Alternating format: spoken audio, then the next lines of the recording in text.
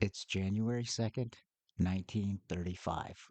Kansas City is cold, the kind of biting, wind whipped cold that turns sidewalks to mirrors and makes strangers hurry past each other without eye contact. But inside the elegant hotel president, warmth and opulence still rule. Ornate ceilings, bellhops in uniform, crystal chandeliers swinging faintly with every draft. And on this day, a man enters through the front doors. He's young, about 25, clean shaven, with a crooked nose and a faint scar on his scalp. He walks with the stiff posture of someone who's either been in a fight or expects one soon. He checks in under the name Roland T. Owen. He claims to be from Los Angeles. He pays cash, asks for an interior room, one that doesn't face the street and doesn't offer much else. Over the next 2 days, staff and guests notice strange things. He never turns on the lights. He answers the phone in hushed tones. He rarely lets anyone see inside. And by the third day, room 1046 is soaked in blood.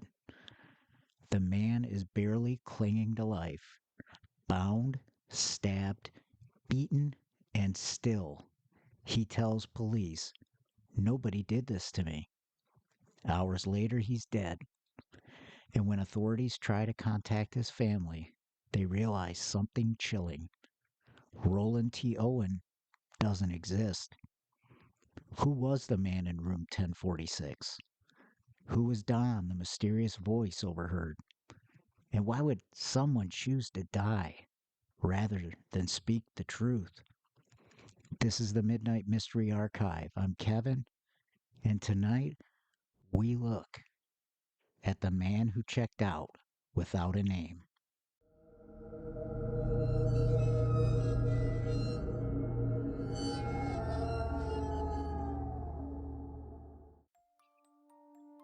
The Hotel President was one of Kansas City's finest. Built in 1926, it had 10 floors, hosted elegant galas, and drew in traveling salesmen, celebrities, and the occasional underworld figure. In fact, just a year before this mystery, the hotel had hosted the 1928 Republican National Convention. So it didn't raise eyebrows when a well-dressed young man arrived around 1:20 p.m. on January 2nd, 1935, asking for a single room. He signed the register as Roland T. Owen, gave Los Angeles as his home, and requested an interior room specifically avoiding any outside view. He brought almost nothing with him: a hairbrush, a comb, toothpaste. His clothing was plain, no wallet was seen. He paid in cash. Nothing unusual at that time, but something about him unsettled the staff. Bellhop Randall Probst escorted Owen to room 1046. He later recalled that the man had a peculiar look about him. His left ear was cauliflowered, a sign of trauma common among boxers or wrestlers. His expression? Distant, distracted. And when he opened his suitcase, it contained only the barest essentials. No ties, no change of shoes, no personal effects. The man also insisted on keeping the blinds drawn tight, even though the room had only an interior view. No windows to the street. He dimmed the lights and seemed annoyed by interruptions. Maids reported that Owen would leave the room for brief periods, but always returned quickly. When approached, he spoke politely but curtly, as if always calculating what to say. On January 3rd, maid Mary Soptic cleaned the room in the morning and found it nearly pitch black, with only a dim table lamp lit. She asked if he was okay. He responded calmly, "Yes, but I'm expecting a friend soon, a man named Don." That name, Don, would become the most important mystery in this entire case. Later that day, the phone in room 1046 rang several times. Some reported hearing arguments. One maid thought she had heard two men. Another staff member passing by said it sounded like someone was pleading. The hotel staff didn't think to call police. Arguments in hotels weren't uncommon, and back then, people minded their own business. But something about room 1046 stuck with them. A bellhop delivering towels noticed a strange silence when he knocked. After announcing himself, he heard a deep voice respond, "We don't need any." But when he opened the door slightly, he saw Owen inside and what appeared to be another figure in the shadows. That night, a woman named Jean Owen, no relation, was staying in the room next door. She later told police she heard loud voices, possibly a man and a woman, around 11 p.m. But no one else reported seeing a woman enter or leave. Then came January 4th. Just after 7 a.m., the hotel switchboard operator noticed that the phone in room 1046 was off the hook, but no one was speaking. A bellboy was sent to check. He found the door locked from the inside. When he knocked, a muffled voice said, "Come in." But the door was still locked, and no one answered again.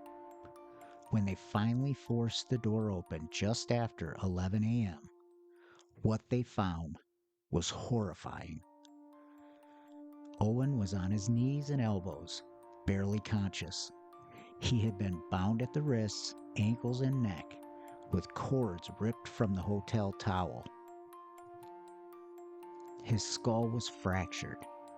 He had multiple stab wounds to his chest. The sheets and towels were soaked in blood.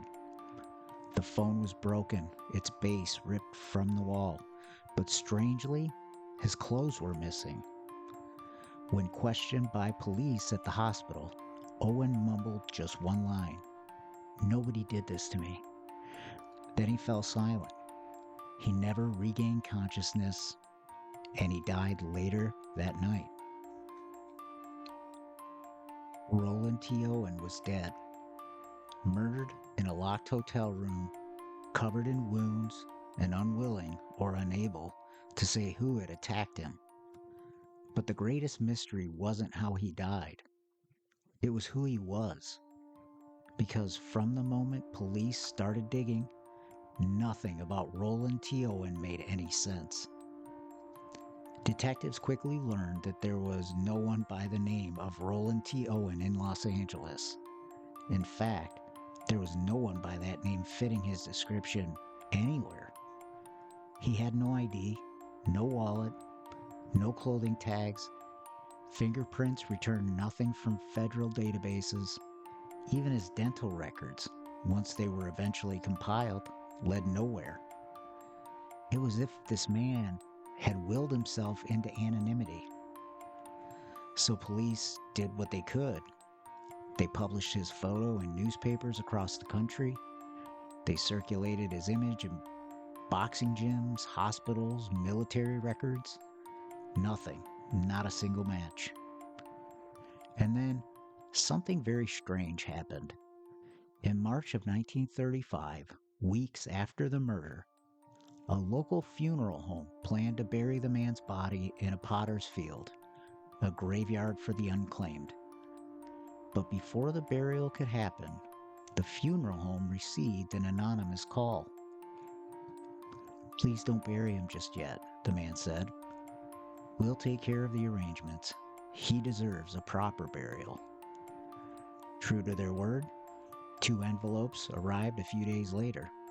They contained enough cash, exact change, and small bills to cover the cost of a full funeral and floral arrangements. The sender was anonymous. The money was untraceable.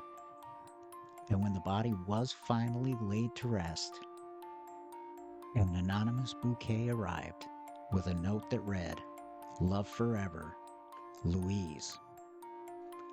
More weirdness followed.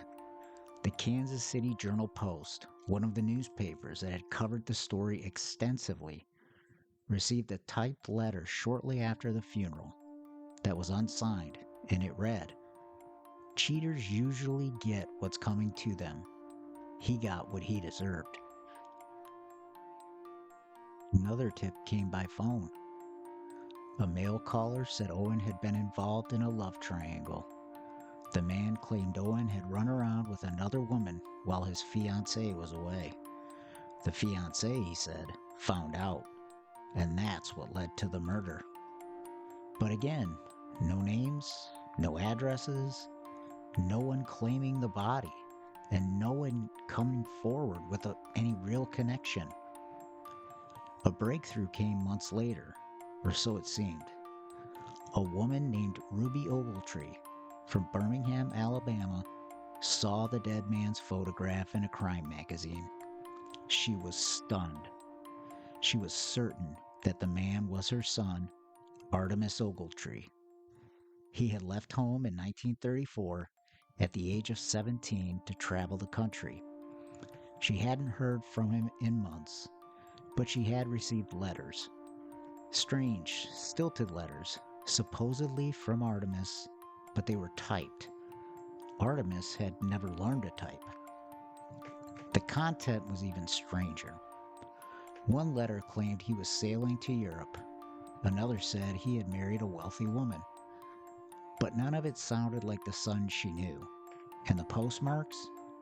They came from Chicago, then New York, and one, chillingly, arrived after his supposed death. Eventually, authorities accepted that the man found dead in room 1046 was in fact Artemis Ogletree. The timeline fit, the features matched, the mother confirmed it beyond doubt. But it only deepened the mystery. Why did Artemis go by an alias? Who is Don? The man referenced multiple times by Owen himself. And why had he been tied up and tortured, but refused to name his attacker? Even in death, Artemis left more questions than answers.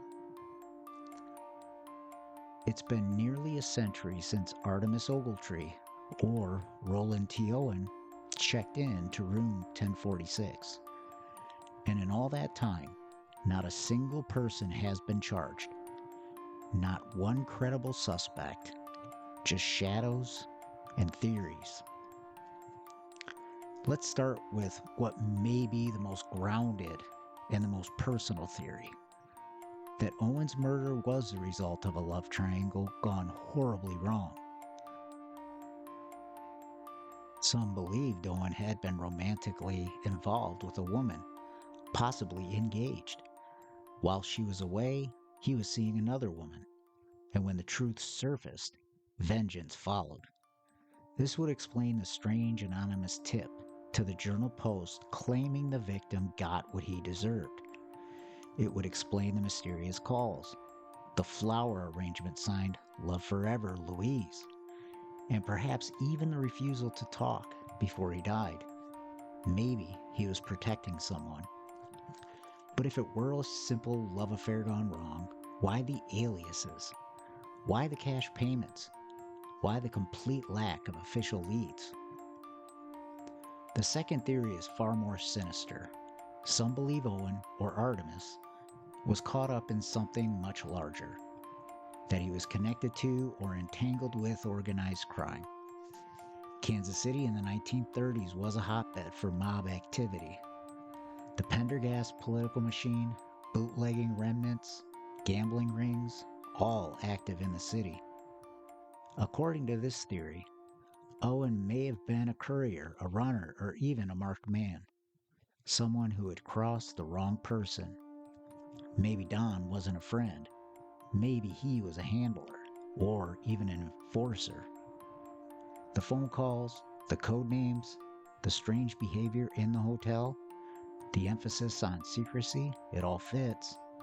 Some even speculated that Owen was being held in the hotel room, not staying there voluntarily. Again, there's no physical evidence. No known associates, no arrest, and if there was a mob hit, why not disappear him completely?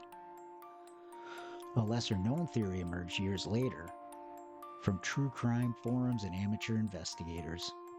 It suggests that Owen may have been part of a traveling underground boxing or fighting ring, possibly even trafficked as a prize boy. The cauliflower ear, the lean, muscled frame, the mysterious injuries, all signs that he may have been forced to fight or endure abuse. In this version of events, Don might have been his manager or captor. The hotel room could have served as a staging ground. The secrecy, the bare belongings, all consistent with someone who wasn't in control of his own movements. It would also explain Owen's strange behavior, his reluctance to speak, his willingness to suffer in silence. But there's no documentation, no fight records, no arrest logs, just speculation and pain. Some theorists have gone even further, suggesting that the entire event, from the alias to the anonymous funeral payments, was part of a cover-up. Maybe Owen was involved in something much bigger: espionage, military desertion, a whistleblower silenced. There were reports he had traveled extensively, that letters to his mother continued after his death, that someone somewhere was trying to rewrite the timeline or erase it completely. There's still no CIA connection. In fact, the CIA, as we know it today, didn't even exist. No federal involvement was ever confirmed, and the case was never closed because it was never opened at the federal level. But when you're dealing with a man who died under a fake name in a locked room, anything is possible. Across all theories, one name keeps returning: Don, the man referenced by Owen multiple times, heard by staff, mentioned to the maid, and possibly seen in the room. But no one knows who Don was. No one has ever identified him. He remains to this day a ghost in room 1046. Some mysteries fade. Others echo louder the longer they go unsolved. The case of room 1046 is one of the latter. Despite happening in 1935, the murder of Artemis Ogletree, known then as Roland T. Owen, continues to haunt amateur sleuths, journalists, and podcasters alike 90 years on. It's been featured in true crime anthologies, newspaper retrospectives, and countless Reddit threads. Part of the fascination comes from the strangeness of it all. A man beaten, bound, and murdered in a locked hotel room. A false name, no clear motive, and a trail that goes cold the moment the door closes behind him. Online communities have taken up the case, with armchair detectives poring over every detail of the coroner's report, hotel logs, and news clippings. The Kansas City Public Library has even digitized records tied to the case, making them more accessible than ever before. People continue to reach out to law enforcement, hoping for just one new thread: a distant family member, a forgotten letter, a name that finally matches: Don. But so far, nothing. Perhaps the most unsettling part of this mystery is just how intimate it feels. Unlike stories of mass disappearances or shadowy organizations, this is a story of one man, one life, snuffed out in a small hotel room, far from home, in total isolation. And for all the brutality involved, it's the silence that endures. The silence in room 1046, the silence of his attacker, and the silence of history offering no satisfying answer. Even with the eventual identification of Artemis Ogletree, the story hasn't lost its grip, because knowing his name didn't unlock the rest of the puzzle. It just deepened the mystery. Who is Don? Why the alias? Why the prolonged torture and the odd phone calls? Why, in his last breath, did he still refuse to speak? Maybe he was protecting someone. Maybe he didn't know. Or maybe he just wanted the mystery to live on. In the end, room 1046 is more than a locked room mystery. It's a symbol of how easily a life can vanish, how anonymity can be both armor and coffin. It's a warning that the line between ordinary and ominous is often as thin as a hotel wall. And sometimes, the most terrifying mysteries aren't buried in the past. They're waiting just behind a door you never expected to open. This has been the Midnight Mystery Archive. Until next time. You've just heard another journey into the shadows from the Midnight Mystery Archive, where the past whispers and the unknown waits in silence. If you enjoyed this episode, be sure to follow and subscribe on Apple Podcasts, Spotify, or wherever you get your shows. You can also listen and watch on YouTube, where each case comes with visuals that bring the mystery to life. New episodes drop Tuesday and Friday, bringing you deeper into the world's darkest, unsolved mysteries, forgotten crimes, and chilling disappearances. Until next time, keep your eyes open and your lights low. Some stories aren't over, they're just waiting to be found.